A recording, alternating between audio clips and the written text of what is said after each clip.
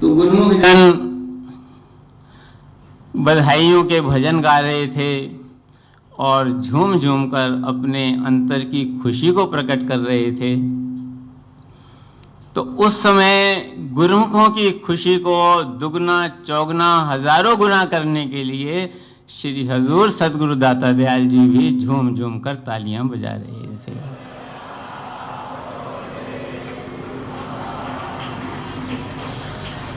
उस समय मुझे वो दृश्य आ गया सामने मेरे कि एक बार जब श्री प्रयागधाम में सन 2014 में शिव अवतरण दिवस मनाया जा रहा था। शिव अवतरण दिवस की गुरुमुखों के हृदय के अंदर ऐसी उमंग होती है कि देश विदेश से जहां जहां से भी प्रेमियों को मौका मिलता है तो वहां पर इकट्ठे हो रहे थे। जो भी फ्लाइट्स पूना आती, बॉम्बे आती, उसमें सब प्रेमी भरे हुए थे। टिकट नहीं मिल रही थी उस समय। ट्रेनें भी भर भर के उतर रही थीं और आसपास की संगत भी जो बाई बस बाई कार वहां पर इकट्ठे हुए। तो बड़ा ही एक अलग सा ही नजारा था उस समय। एक प्रेमी ने मुझसे कहा कि महात्मा जी, आज तो इतनी खुशी हो रही है, इतनी खुशी हो रही है, सारा ऐसा लग रहा है सारा जहान झूम रहा है, तो आज तो हमारे श्री गुरु महाराज जी का भी झूमना बनता है। तो जब कुदरत का करना, जब श्री सद्गुरुदेव महाराज जी ने श्री मंदिर में कृपा की और श्री सद्गुरुदेव महाराज जी कार से उतरे, हम दो सेवक थे, एक एक करकमल से दोनों के हाथ पकड़े हुए थे और श्री सद्गुरुदेव महाराज जी ज्यों ही मंदिर में प्रवेश किया और प्रेमियों ने बधाइयों के जयकारे बोले तो श्री सद्गुरुदेव महाराज जी ने दोनों हाथ हमारे छोड़ के और अपने हाथ ऊंचे करके ऐसे झूमने लगे जैसे प्रेमी झूम रहे थे।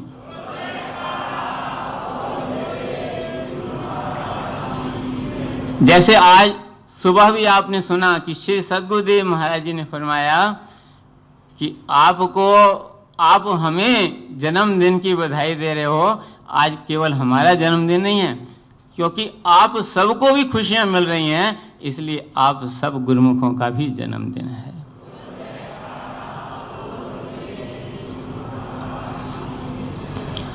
तो जब जब भक्त पुकार करते हैं, जब जब प्रेमियों की तड़फ भगवान के चरणों तक पहुंचती है, तो जैसे श्री वचनों में वर्णन हुआ कि धर युग युग में अवतार भगत के कारण आते हैं। और किसी कार्य के लिए भगवान का इस संसार में अवतरण होना कोई और उद्देश्य नहीं होता। वो भक्तों के हृदय में खुशियां बरसाने के लिए आते हैं, उनके जीवन में खुशियां बरसाने के लिए आते हैं, उन्हें अपने संग मिलाने के लिए आते हैं, उन्हें अपने दर्शन का अमृत, अपनी लीलाओं का अमृत पिला करके परमानंद प्रदान करने के लिए ही आते हैं। और इसी प्रकार श्री हजूर सद्गुरुदेव दाता दयाल जी ने फरमाया कि प्रेमियों को सच्चा सुख देने के लिए, सच्चा आनंद देने के लिए, सत वस्तु देने के लिए और सच्ची राह दिखाने के लिए ही श्री परमहंस दयाल जी ने इस धराधाम पर अवतार धारण किया।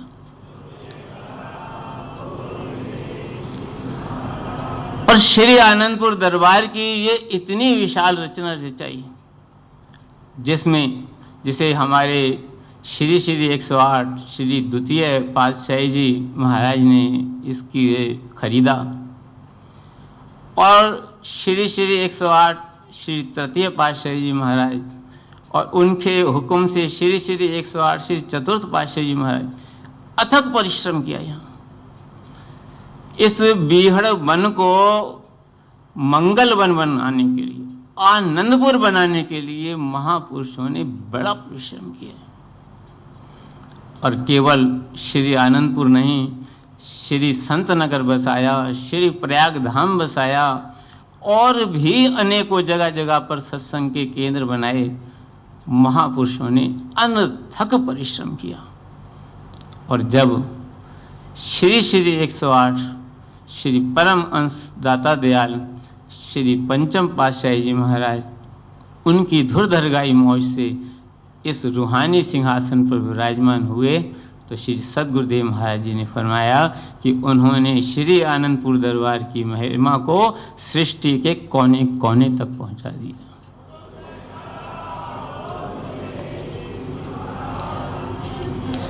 इसीलिए ही महापुरुषों का अवतार होता है। वो और कोई उनका कोई स्वार्थ नहीं होता, वो केवल भक्तों को जहां जहां भी जीव रहते हैं वो आनंदित रहें, परम आनंद को पाएं, परमानंद परमात्मा से जुड़ जाएं, दुनिया की झूठी वस्तुओं से मुंह को हटाकर प्रभु के चरणों से जुड़ जाएं। कल भी श्री सद्गुरुदेव महाराज जी अपने पावन वचनों में फरमा रहे थे, गुरुमुख किसे कहते हैं?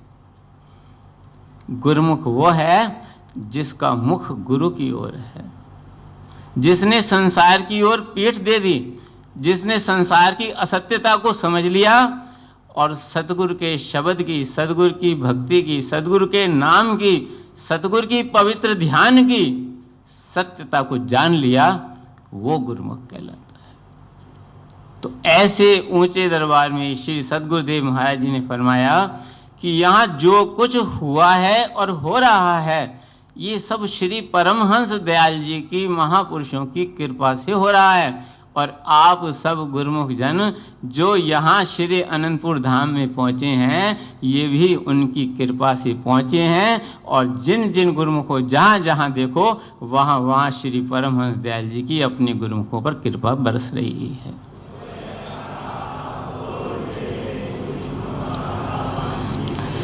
इसी प्रकार जब प्रेमियों की करुण उपकार भगवान के चरण कमलों तक पहुंची तो स्वयं श्री नारायण ने 20 सितंबर 1926, आज से 95 वर्ष पूर्व 20 सितंबर 1926 शुभ दिन सोमवार, आज भी सोमवार है, उस दिन भी सोमवार था।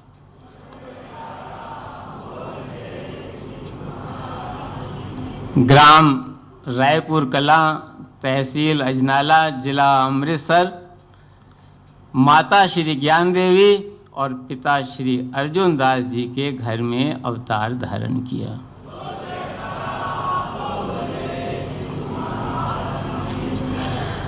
सुनकर करुण पुकार भक्तों की श्री नारायण प्रसन्न हुए। जन्म स्थान चुना ग्राम रायपुर, वंश सेतिया धन्य हुए। 20 सितंबर 1926 महाप्रभु अवतीर्ण हुए। संत रूप धारा अति प्यारा, पंचम श्री परमहंस हुए।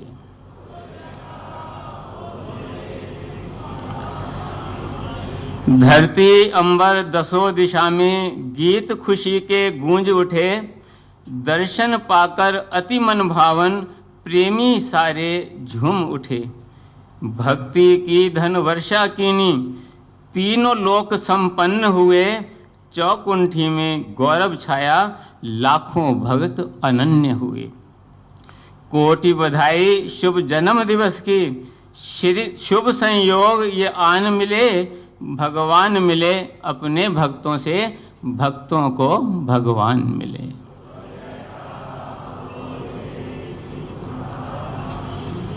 जब शुभ अवतरण हुआ तो चारों तरफ आनंद ही आनंद छा गया। वो आनंद केवल एक घर, एक परिवार, एक ग्राम तक नहीं, तीनों लोकों में छा गया। उन दिनों के अंदर ही एक दिन माता श्री आप जी के साथ लेटी हुई थीं, तो एक श्वेत वस्त्रधारी दिव्य पुरुष वहां पर प्रकट हुए, जिनके मुखार बिंद पर अलौकिक तेज था। पावन दर्शन कर माता जी उठने लगीं तो उन्होंने फरमाया कि माता, तुम्हें उठने की जरूरत नहीं है, हम जिस काम के लिए आए थे वो काम हमने कर दिया है। बाद में माता श्री ने बतलाया कि जिस प्रकार भगवान श्री राम और भगवान श्री कृष्ण के जन्म पर भगवान शिव उन्हें प्यार और दुलार और निहारने के लिए आए थे, श्री श्री 108 श्री द्वितीय पातशाही जी महाराज के जन्म पर श्री श्री 108 श्री परमहंस दयाल जी उन्हें प्यार दुलार और निहारने के लिए आए। इसी प्रकार उन्होंने अपने शब्दों में कहा कि मेरे प्यारे राम को निहारने और दुलारने श्री श्री 108 श्री द्वितीय पातशाही जी महाराज स्वयं प्रकट हुए थे।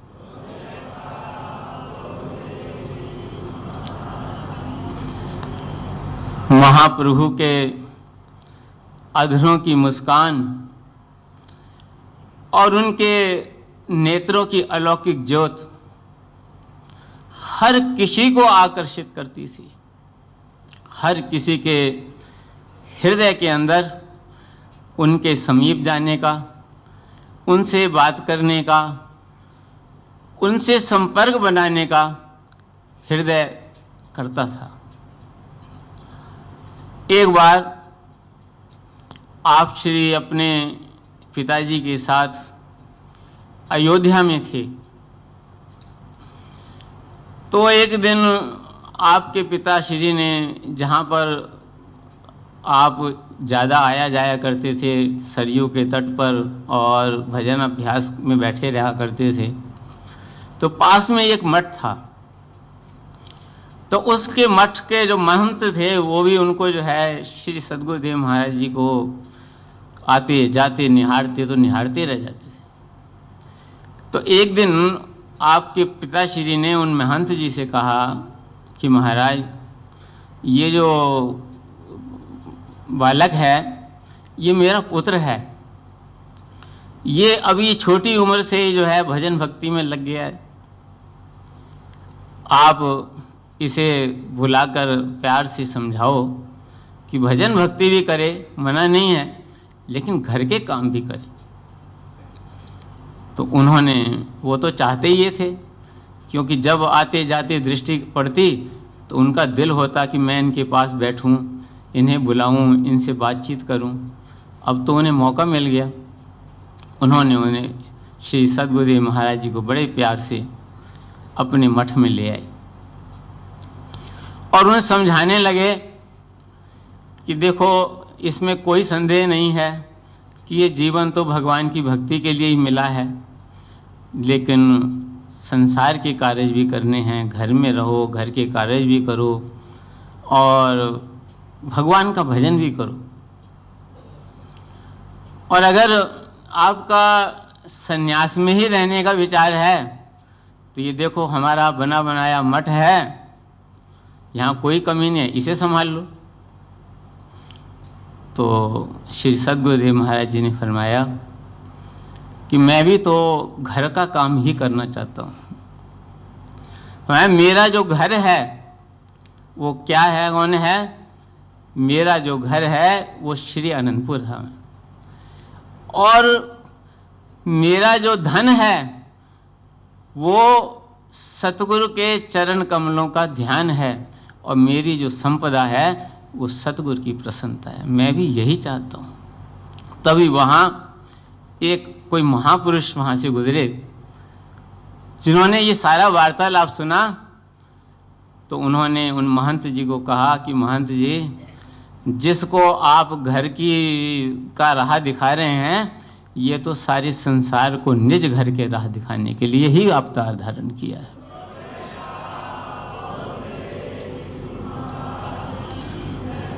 और जिसे तुम अपना मठ संभालने का लालच दे रहे हो, ये तो अपने समय में आकर के पूरे संसार की संभाल करेगा। और यही उनकी भविष्यवाणी सत्य भी हुई कि जो भी जहां भी श्री सद्गुरुदेव महाराज जी के संपर्क में आया, उन्होंने भक्ति की राह दिखाई। श्री सद्गुरुदेव महाराज जी ने अभी अपने वचनों में फरमाया कि महापुरुष ही जीव को भक्ति की राह, नाम की राह दिखलाते हैं, नाम का धन बख्शिश करते हैं, क्योंकि नाम और भक्ति की वो दात है जो जीव के लोक और परलोक में साथ जाने वाली। साथ न चाले बिन भजन, बिखया सगरी चार, हर हर नाम कमावना, नानक ए धनसार। इसलिए जो भी उनके संपर्क में आया है और अब भी आ रहा है, जो इस दरबार में महापुरुषों के चरणों में आ रहा है, तो श्री सद्गुरुदेव महाराज जी जो भी पास आते हैं, पहला प्रश्न यही पूछते हैं, भजन कितना करते हो? हमेशा हमें याद दिलाते हैं कि 2 घंटे 5 भक्ति के नियमों के साथ 2 घंटे भजन अभ्यास भी श्री सद्गुरुदेव महाराज जी हमें रोज याद दिलाते हैं। तो महापुरुष ही हमें नाम और भक्ति की दात देते हैं। तो जो भी जहां भी, चाहे देश में और चाहे विदेश में, चाहे प्रेमी और चाहे अनजाने में, आने जाने में भी कोई व्यक्ति मिला है, तो उसे सच्ची राह दिखाइए। एक बार श्री सद्गुरुदेव महाराज जी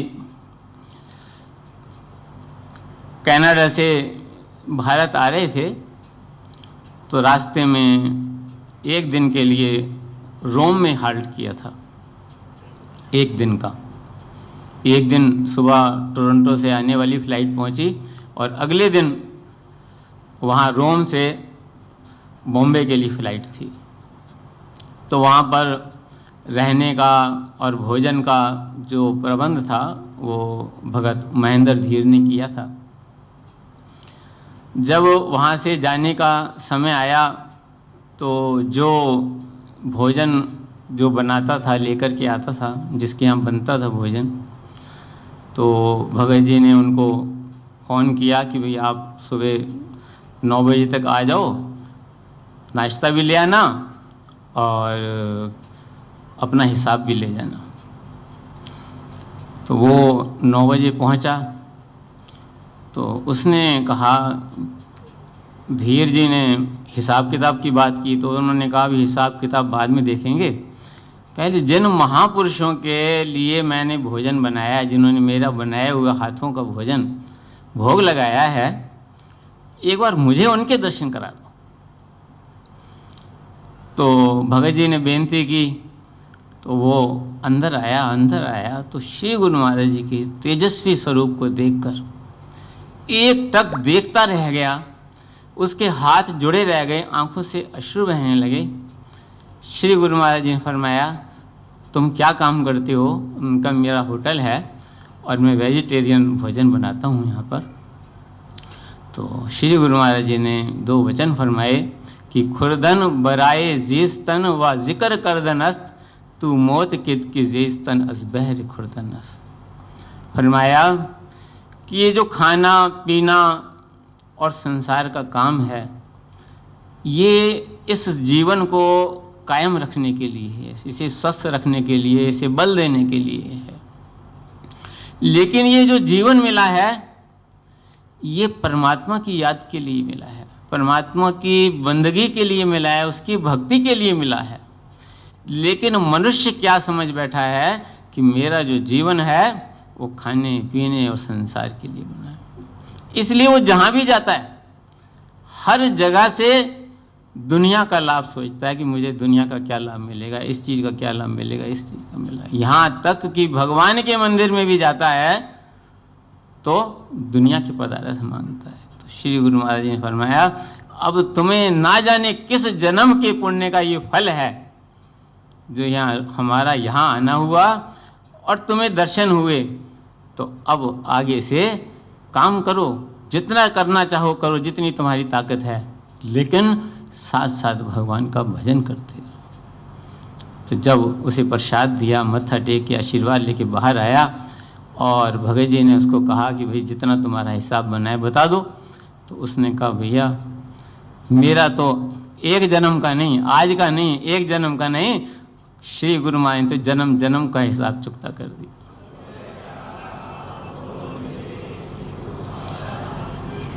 इस प्रकार श्री सद्गुरुदेव दाता दयाल जी ने एक नहीं अनेकों प्रेमियों, लाखों प्रेमियों को इस भक्ति के पथ पर लगाया, क्योंकि उनका अवतार ही इसलिए हुआ।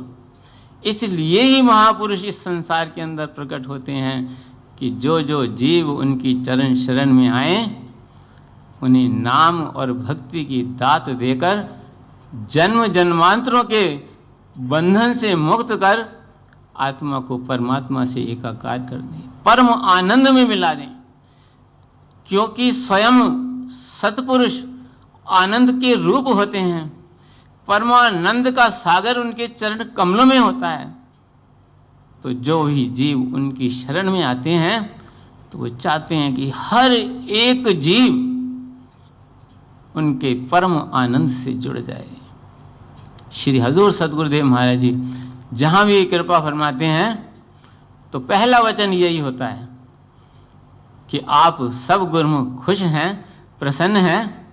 हम भी यही चाहते हैं, हमारी यही अभिलाषा है कि हमारे जो गुरुमुख हैं जहां भी रहें खुश रहें, प्रसन्न रहें, आनंदित रहें, किसी को ना कोई दुख हो, ना कोई गम हो, ना कोई क्लेश हो। और उसके लिए फिर भक्ति का आशीर्वाद देते हैं, फरमाते हैं कि हम तुम्हें बहुत बहुत आशीर्वाद देते हैं कि आप सब खुश रहो, खुश रहो, खुश रहो।